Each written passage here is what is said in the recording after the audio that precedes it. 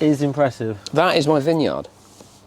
And I feel that you need a grape because the harvest should have happened by now. Right, okay. So but I prefer it when it comes in glass bottles. Well, I get that, but what I'm doing is this is more experimental. I'm going to see what happens to you first. I'm going to hold it in my hand for a bit. Nice or not? Blimmin' lovely. Oh. Bernie! With the inferior equipment as well. And it's raining quite heavy now.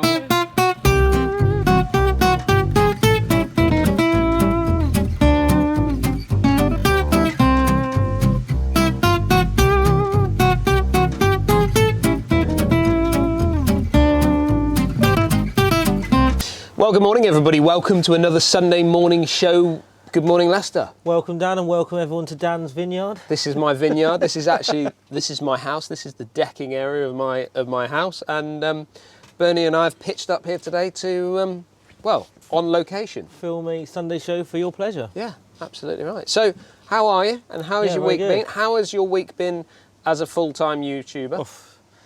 It's tough at the top. Full-time YouTuber, full-time content creator. Bernie is actually taking over all the social media side of things. So if you start to see, we haven't had this brief yet. This is new. So if you start to see some random posts on our social medias, which I will pop a little link on, Instagram, Facebook. We're gonna get into Facebook. That's something that's been in the back of my mind for a long time. Creating some videos to go onto Facebook. So there's some bits that will go onto there, obviously. So your goal. Your objective for 2022 is growth. We want growth in those social media areas, Bernie.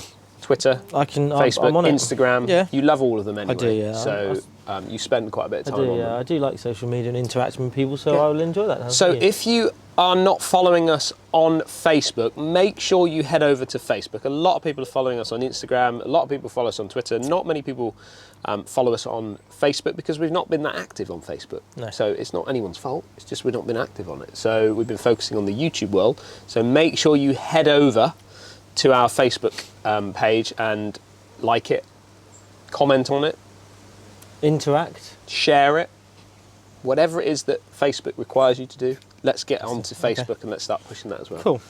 So busy week. Yep. What a great little week it's been at Burnham and Barrow on the hardest golf course in the world.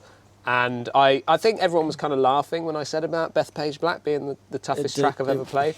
But I think everyone kind of knows now, those that have seen it, can see how dangerous that golf course is. It was the combination of it being particularly tight.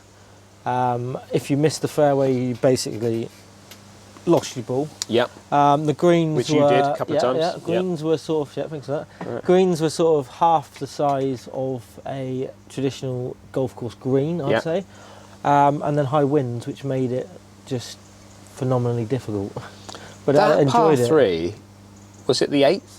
The last par 3 on part 3. If you haven't had a chance to go and see that bit, make sure you go and watch that because I think it was just phenomenal how you've got this green, which is, it literally has runoffs all the way around it, and we're battering in 6 irons. Well, I don't know, you hit 7 iron probably, did you? But I hit 6 iron in there because of the wind, and you're landing it on literally the size of my decking to try and stop it and control it from there. And it's a fun and games little show that we played there, wasn't it? I mean, for you to play that shot that you played from that corner in the bushes, well, to find it, number one, was a bonus. Yeah. Then to get it up and over and leave it on the green was phenomenal because you saw Jordan and I couldn't even keep it on the green when we chipped it across the green. It was fun, but I don't think I'd want to play it every single week in those conditions. I would. It would beat me up. You see, for me, that is something I think if you can master that golf course. You know, because you had some tough shots around there, especially off the edge of the greens. If you can get it around that golf course, I think it highlights that you've got a very good short game. I think if you played it enough, like for me, links golf. If you consistently play a golf course, you know where the misses are. Yeah. You know where to hit it. It's so important. So get course knowledge. I mean, when they have the Open Championship well, it's always on a links golf course generally, isn't it? But when they have it, some of the guys come over. Well, they did in the past for 2-3 weeks, got a local caddy, really sort of put in more practice on the golf course than they would in a traditional major, I guess. Yeah. Just to get used to where to hit it, where to be. I mean, I take it back to Ben Curtis. When Ben Curtis won the Open at St George's, 2004. Yeah. I mean, he got there quite early, so as in he got there a week before, and he became friendly with the head pro there, or one of the assistant pros, and took him out for dinner and just to pick their brains about how to get around that golf course. And well, I mean, it worked all right for him, didn't it? But but you know, there was a fascinating one with all the comments with what Jordan asked the question of what do you think is better, links or Parkland, or what do you prefer to play, links or Parkland? And I can see that links, for someone like Jordan who's not played a lot of links, it can be a frustrating game. Yeah. Because obviously there are lots of shots around links courses that you don't necessarily play on Parkland courses. You get shots. Most of the shots that you play on links, you're going to get on Parkland. I would suggest. I mean, we were brought up on links golf because a lot of the amateur events that we played in, and I guess when we were playing or trying to play before we turned pro, we were sort of competing, maybe, no disrespect to Jordan, maybe at a slightly higher level.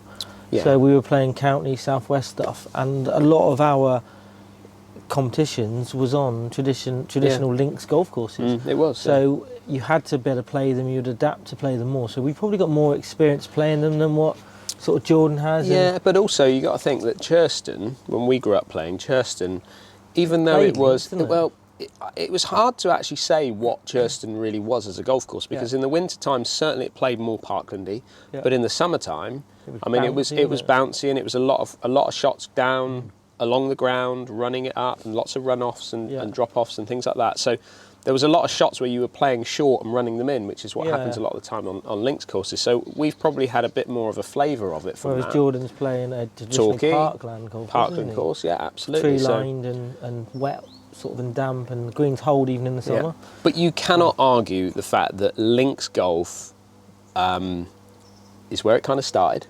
You know, to find that bit of land and create the golf courses that they created back in the old Tom Morris days and things like that. But you know, links golf produces quality golfers.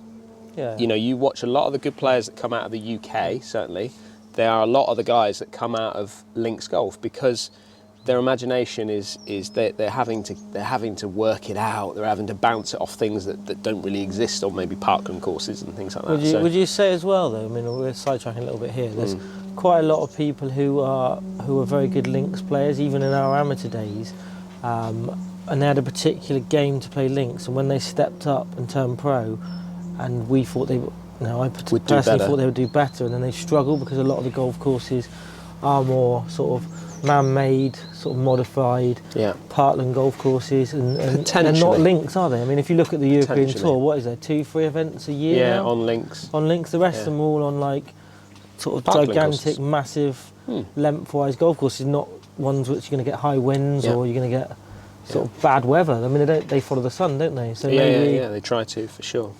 Maybe I think you're probably right. I think that majority of golfers that come out of that end up on tour and playing professional golf, I think they've covered all bases pretty much through their amateur days. So I think that there'll be probably something else in there that doesn't allow them to make that step and things. But I just wanted to actually then move us on to this week, which was we're at totally different golf course, which is Old Fold. Old Fold Manor, which is Nathan's venue. Which, they were really filmed good. On consecutive days. So we did the trip we did to there. We went up to Burnham in the morning, then drove up to sort of London, Barnet area. We did, and then North played London, Old Fold Manor with Nathan, who you will meet. Nathan, he was he was a member of Torquay. Yeah. I think both of us have given him lessons over the years. Yeah, for sure. He was a PGA pro for a few years, but then decided to go back as an amateur and go more into sort of the management role. Yeah, the management in golf role, really. And which is what he's taken over. He's now golf manager at Old Fold Manor. So good golfer as well. Great golfer, and he'll come across really well. You'll enjoy that vlog with us three playing around there. It's a good golf course. Good golf course, great golf course. And then we were lucky enough to get up to to when we filmed with Titleist. We went and then played Hadley Wood, which is literally a stone's throw from where we were the week before, which we didn't realise, did we? No, that was another hidden gem, wasn't it? Yeah, beautiful, cracking golf. I mean, when I say hidden gem, I know it's regularly in the top 100 in I think it's in the top 100 in England on the rankings every year. But I mean, I personally, I mean, it might be a bit naive, but I'd never heard of them. No. Either of them. Either of Old for Old, Manor or Hadley Wood. Never heard of any of them. Maybe because we don't play up that area. But two wonderful golf courses. So that's what we've got coming up for this week. I do want to talk about, going back 2 weeks, I want to talk about the match that Will and I played at Torquay. Yeah. Because people didn't get it, did they? Well, I think a lot of people obviously enjoyed the fact that it was Will back on the channel and playing a bit of golf with us. It was great that it was the last week at Torquay and we held it at Torquay. Yeah. I think that was the idea of it. But we're trying to experiment with ideas with course vlogs. Yeah. So we want to come up with little games that might sort of, people can learn from as we go through. And really, I think, the whole idea of that game was I wanted to see where the talent runs right the way through Wilbur's game. Does that make sense? Like because people always say, oh, if you've got to hit it longer to be better. Well, that's true. It does help if you can be obviously longer and get down there, further down there. But we saw that you had to be very good. You had to be good in the areas that you're hitting it to. Yeah, and obviously, 100%. Majority of the time, I'm hitting it back here. So when I get me further forward, my short game is not as good as what probably Wilbur's is with his wedges. So a lot of people sort of saying as well, Dan, why didn't you just hit Wilbur's drive?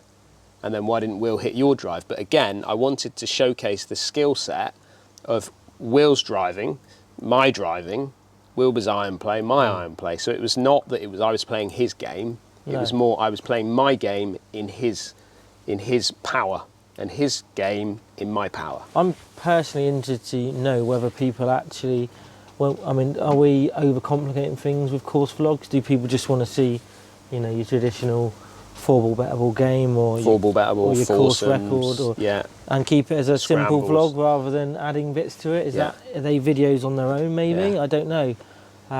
Be interesting to see what people think. Really. Yeah. I'd like to get some comments on it actually for that one. I think that probably we could have condensed that down to maybe even 3 parts. Yeah. So break it down over over 6 holes maybe. I think that might have kept people engaged in it maybe a little bit more. Are those sort of videos you watch the first one and think, oh, I know what's going on now, I'm not really that interested in it, or possibly do people lose interest in it? I mean, it'd be interesting to see what people think. We'd like to know. So anybody that wants to comment, please comment down below. Let us know what your thoughts were on that. Obviously, it was more educational as anything else. We've always in the past said we're trying to learn and develop, so we're just trying out ideas. But if it doesn't work, then we like comments and we like interaction, and if you don't like it, just don't sit there and think, oh, I don't like that. Just let us know why. Obviously, constructive criticism is helpful rather than just being negative and no ideas of why you didn't like it. But just if you do have any comments of anything, we do like to hear them as well as the positives. It's nice to hear positives, but because we're trying to grow and learn and make better content for you guys ultimately, aren't we? So as you're watching this video at 7 o'clock in the morning oh, hello, what's going on here? What you got for me? Well, so last time I went to France, which was what, a year ago? Yeah, it was a year ago. 13, 14 months ago. Yeah. I bought a little book. Did you? And I feel like now, as you're going to France, you may require this said book. So I'd like to let you have my little French phrase book and dictionary. It's been very helpful for me. And now I am fluent in French. You are fluent in French. What do you know in French? I know quite a lot, thank you. Do you? I do, yeah. Do you know how to get the bill? Yeah. In French? L'addition. S'il vous plaît. S'il vous plaît. Very good. Thank you. I've never seen you get a bill, so that would be. I shouldn't have revealed that I'd say that. Right, there is my French phrase book. So are we going to call this maybe the channel phrase book? Yeah. It's quite so handy. we can pop it to anybody that comes over to France with it. Well, thank you very much, Bernie. That's You're welcome. So, but yeah, as you're watching this, I'm currently over in France. We're down at Le Boule in France. Love it. You love Le Boule. Yeah. And today, on the Sunday, I'm at La Bretèche. My favourite golf course. Which is your favourite golf course. Can't believe it. So we're down at Labratesh. We're getting the night ferry back tonight. Yep. Yeah, obviously we're filming this prior to me. Literally, I'm going sailing out tonight, so we're filming this prior to that because we couldn't get it done over in France. But yeah, looking forward to a bit of travel. Yeah. We tried it a little while ago. Didn't quite happen. No. But this one, yeah, I'm looking forward to this one. So we've got 3 golf courses to play when we're out there. Brilliant. I'm sure you'll have a great time. We shall have a good time. Who's going with you? So we've got myself, Paul, Jordan on camera, and our special guest. Are you not revealing who that is? Yeah, why not? James Pickard is coming. Perfect, yeah. So James Pickard is coming. So James Pickard used to do quite a bit with Graham Ruth when he was doing some filming in his. I think they did France. He did France. Yeah, a lot with him and Steve Buzzer did quite a bit in France. Yeah. So James was obviously always keen to get involved, and he's got a little bit of time off, so he's going to come out and have a little game with us. So and then we've got next week we're going to France again. So it's double tripping it. Yeah, we're trying to get as much content as we possibly can over these next couple of weeks. And getting over to France and finishing off some of the things that we kind of started over a year ago now. It gets a little tricky with course vlogs because obviously with time restrictions, actually trying to get the course vlogs in without taking up a whole day at a golf club. Yeah. Also, the golf courses, the condition starts to slowly deteriorate. So a lot of places aren't that keen to almost showcase their course. They want you when it's in the best condition. So it does become more difficult. So getting content in now in a foreign country where the weather and climate should be slightly better than here, shouldn't it? Yeah, well, fingers crossed. It's slightly further south, so it should be. Which is ideal, really. So that will give you sort of 6 weeks worth of French course vlogs. And I think you move into the winter months, you start to see a few more links courses. Because obviously the trees have dropped all their leaves around a lot of parkland courses, so it doesn't look quite as nice and pretty. Whereas links courses stay pretty consistent all the way through. In fact, they generally stay dry. Yeah, I actually enjoy playing quite a bit of links in the winter because it's a lot more drop and stop stuff, isn't it? Yeah. Rather than bouncing it all the way in, like we've been talking about earlier. But so we've got a busy couple of weeks ahead, Bernie. And you are going to be busy on your social media. I'll be on my social media and smashing it out. Doing a few repairs at Torquay as well. Doing a few repairs, which is going all right. Yeah, good. Yeah, had a few things to do. I've done a few reshafts this week as well. So yeah. Yep. I enjoy that. Keep my hand in as such. One thing I would like to say is we've had lots of people comment last week or contact me last week about our trip to La Manga in November. So I'll put it on the ticker bar below. If you're interested, we have a few spots left for La Manga. Just an opportunity to get your son on the back. Everybody's wanting to travel a little bit now with the restrictions lifting. It's not a long trip either. So no. 3 or 4 days, but three coaching days with 3 rounds of golf on the 3 courses over at La Manga. It's a beautiful golf course, or beautiful facility. So that should be a good trip. Myself and my brother Paul, and like I said last week, we're going to be doing bespoke videos for those that come along. So you've got something nice to take away and obviously focus on your coaching. So so it should be good. Anything else that you want to report for your week on the Sunday show, Bernie? Anything else? No. Nothing at all? Nothing at all. Zero? I think it's all been said, isn't it? It has. Well, I think that's it for this week then, everybody. Thank you very much for watching our Sunday morning show from my vineyard. And we will see everybody next week on the Sunday show, where we have no idea where we will be. No, we don't even know. But it might be back on the vineyard, but you don't know. We'll see everyone next week. See you next Sunday.